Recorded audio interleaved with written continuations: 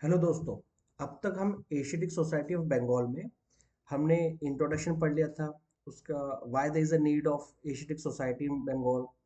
तो ऐसी क्या सरकमस्टेंसेस थी कि अंग्रेजों ने एशियाटिक सोसाइटी ऑफ बंगाल बनाई। ठीक है। उसके पर्पस हमने अभी तक पढ़ लिया था और उसका ऑब्जेक्टिव पढ़ लिया था। अभी हम पढ़ रहे थे एशियाटिक सोसाइटी। इस वीडियो में करेंगे एशियाटिक सोसाइटी का कंट्रीब्यूशन क्या है भारत के इतिहास में। तो कुछ इसमें वो पॉइंट देख लेते हैं। तो यहाँ लिख रखा है मैंने की कंट्रीब्यूशन एंड अचीवमेंट्स। जैसे प्रिजर्वेशन ऑफ एंशियंट टेक्स्ट, जितनी भी पुरानी रिलीजियस हो गई, पॉलिटिकली हो गई, ये जितनी भी बुक्स हैं उन सबको इन्होंने प्रिजर्व करके रखा। जो आज हम अच्छी तरह पढ़ पा रहे हैं, जो हिस्ट्री हम अच्छी तरह कोलेट करके हम सटीक हिस्ट्री बता पा रहे हैं, वो उसका जो श्रेय देते हैं हम वो देंगे एशियाटिक सोसाइटी में। बोलो उन्होंने एक इन सबको प्रिजर्व करके रखा। ठीक है। जैसे translated many important Sanskrit text, manuscripts हो गई हैं, हितोपदेश हो चुका है, ऐसे बहुत सारी। ठीक है। First English translation of Abhijnana Shakuntalam by Kalidasa. Kalidasa की बुक थी एक अभिज्ञान शकुंतलम। ठीक है। तो इसको भी इन्होंने क्या करा था, इंग्लिश में ट्रांसलेट किया था। पहली बुक थी कालिदास की जिसमें क्या था। ये फैक्ट्स हैं, वैसे भी प्रीलिम्स के लिए इंपॉर्टेंट है। ठीक है। सेकंड आता है आर्कोलॉजिकल और history.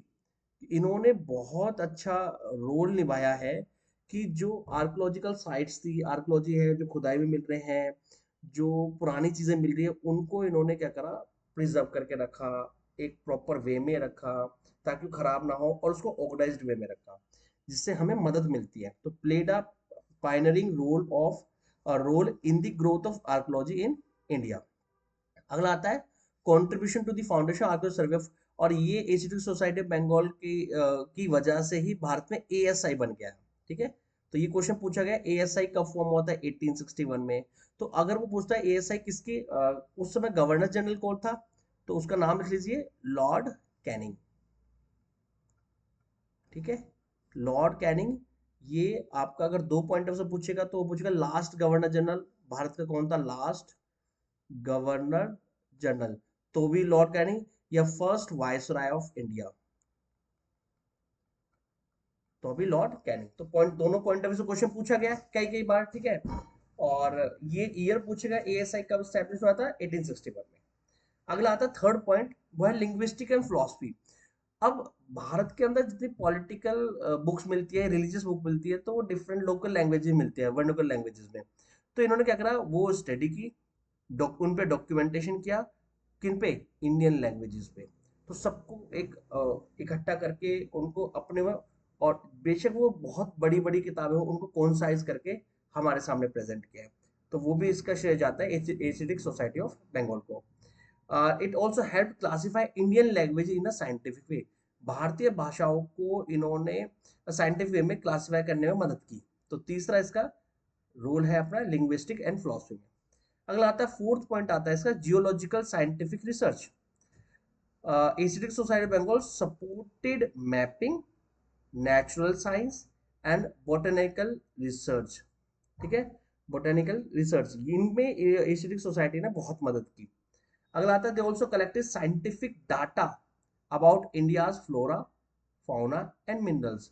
Asiatic Society of Bengal में जैसे मान लो किसी राजा ने, किसी राजा के कवि ने कोई वर्णन किया किसी चीज के पॉइंट ऑफ व्यू से, मान लो कोई मिनरल मिलता है, हीरे मिल रहे हैं, कोयला मिल रहा है, तो अब वो किताबों में लिखा गया था।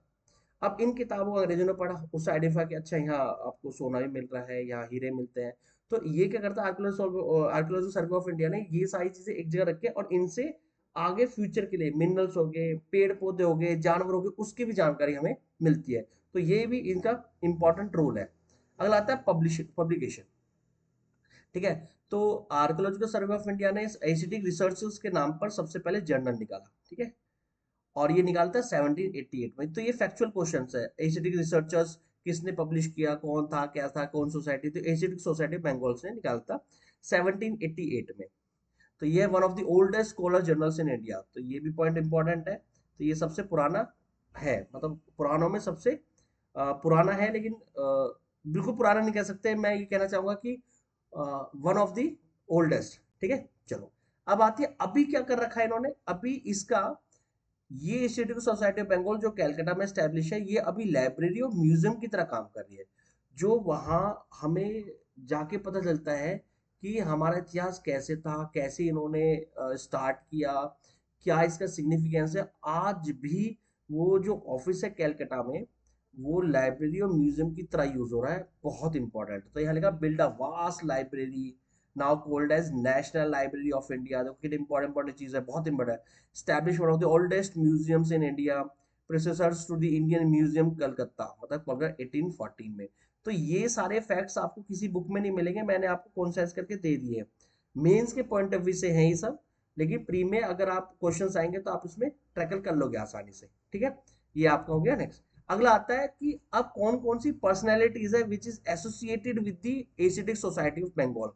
तो उनका काम क्या करता है, तो मैंने इसको कॉन्साइज करके दिखाया छोटा सा, ताकि आपको जल्दी ये आ जाए दिमाग में। सबसे पहले जो फाउंडर थे वो है सर विलियम जोन्स। बहुत इंपॉर्टेंट है, क्वेश्चन ये आता है कि एशियाटिक सोसाइटी ऑफ बंगाल के फाउंडर कौन है, ठीक है।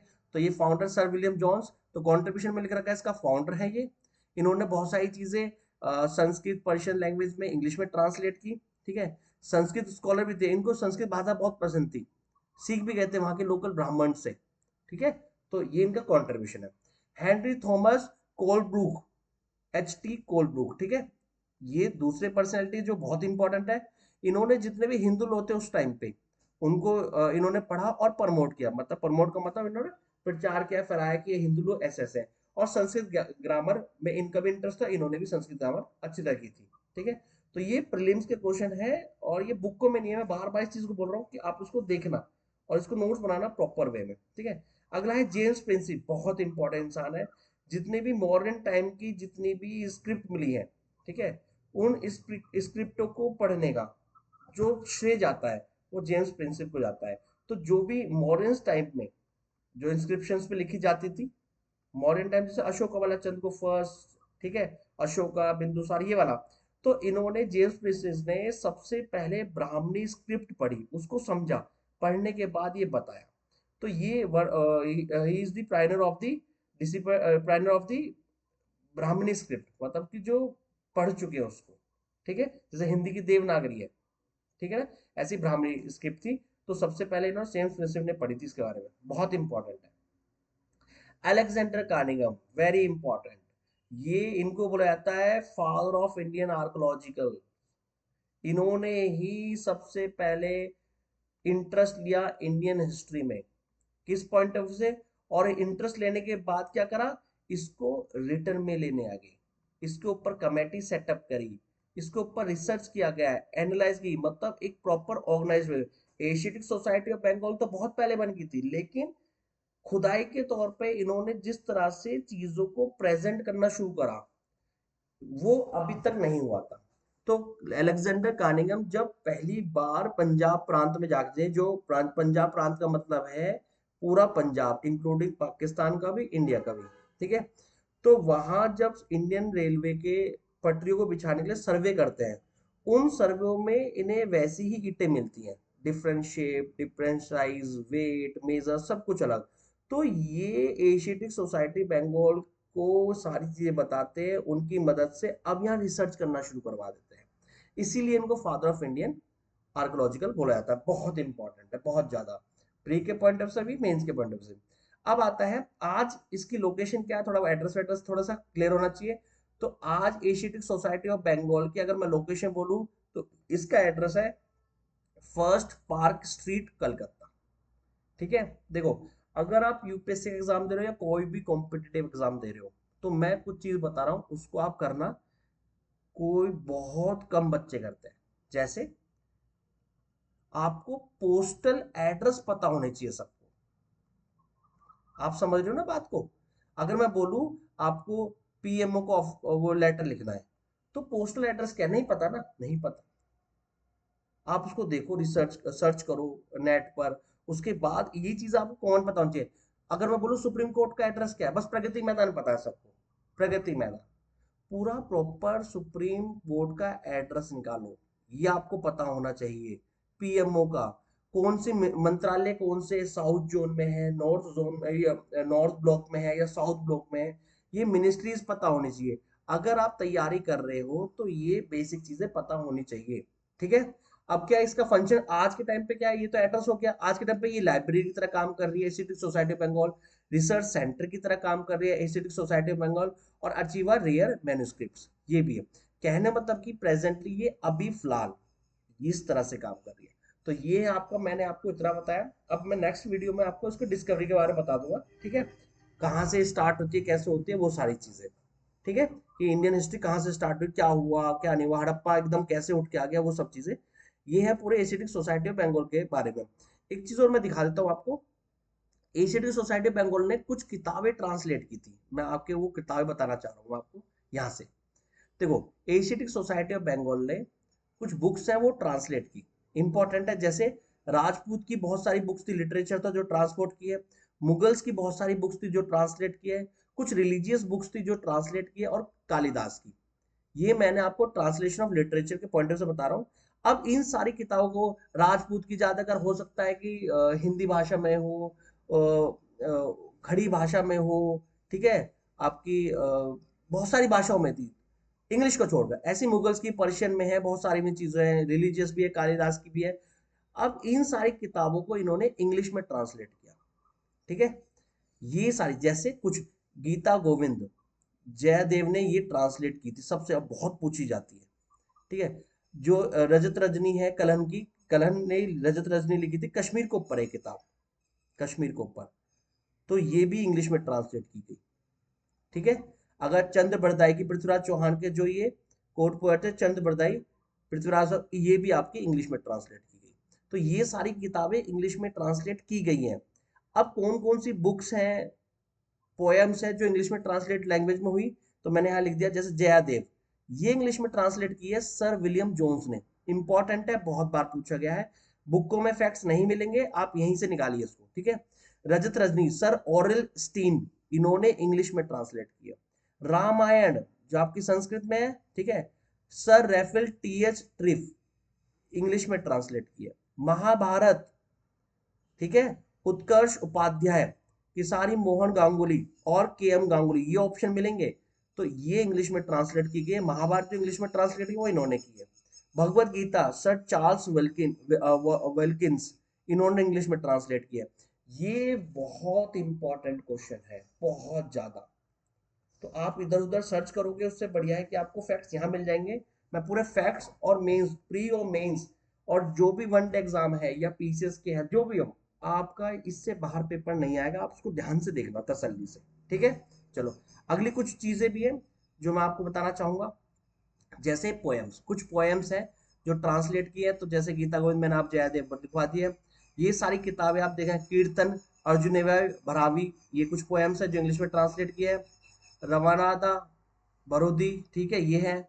कव्य मिहंसा बाय महेंद्र पाल, ये वैसे रेयर पूछी गई है, तो इनको आप एक बार को होल्ड ऑन कर सकते हो, ठीक है। लेकिन वो ऊपर वाली जो किताब है वो तो आपको करनी करनी है, ये मैंने लिख दी है क्योंकि है फैक्ट पूछे गए हैं। ये कुछ ड्रामा है, ये आपको देखने अपना आप, ठीक है, ये किताबों के नाम है, या आप इधर उधर सर्च करो। एंशियंट हिस्ट्री के जो क्वेश्चन नहीं होते वो ये है, ठीक है। ये आपको करने हैं, सारे इंपॉर्टेंट है, सब मैंने बहुत निकाल निकाल के ये आराम से आपके लिए बनाया है। तो आपको ये सारी चीजें याद रखनी है। एकदम याद नहीं हो रही तो होल्ड ऑन करके रोज धीरे धीरे पढ़ना। जो मेन चीज क्वेश्चन आए हुए हैं वो है आपके एक्स और रूट। अब एशियाटिक सोसाइटी ऑफ बंगाल, तो ठीक है, आज भी ये इंपॉर्टेंट है। अब आज एशियाटिक सोसाइटी ऑफ बंगाल में कौन से एक्ट्स और रूल के अकॉर्डिंग ये काम हो रहा है, तो क्वेश्चन इंपॉर्टेंट है। देखो, आज अगर कोई मोनूमेंट्स मिल जाते हैं, या कोई आपको चीज मिल जाती है पुरानी, या खुदाई में कोई एक शहरी मिल जाए, कुआं मिल जाए, घड़े मिल जाए, कुछ मिल जाए, तो उसके ऊपर कुछ कानून वानून भारत ने बनाए हुए हैं, ठीक है, इंडियन पार्लियामेंट ने। जैसे एंशियंट मोनूमेंट प्रिजर्वेशन एक्ट 1904, इसके द्वारा भी आप देख सकते हो ये सारे एक्ट होते हैं, और ये अभी काम कर रहे हैं, ठीक है। The ancient monument archaeological sites remain act 1958, 1959, आपको यूपीएससी शॉर्टकट AMARSR देगी, ठीक है। अगला है antiquities and art treasury act 1972, the ancient monument archaeological site remains act, ये 2010। अब क्वेश्चन क्या है, किस एक्ट के द्वारा हमारे यहाँ आर्कोलॉजिकल साइट्स काम करती है, ये इनमें से ही ऑप्शन मिलेगा आपको 101%। तो ये आपके एशियाटिक सोसाइटी ऑफ बंगाल के बारे में कंप्लीट हो गया। तो आप स्टार्टिंग से इस वीडियो को देखोगे तो आपको चीजें समझ में आएंगी, और सिस्टम से ही करना। इसके बाद नेक्स्ट वीडियो में हम हड़प्पन सिविलाइजेशन स्टार्ट करेंगे, मतलब कि ऐसी क्या क्या घटनाएं घटी जो हड़प्पन सिविलाइजेशन स्टार्ट हुआ। ठीक है, थैंक यू। आई होप आपको वीडियो बहुत अच्छी लगी होगी। Thank you and have a good day.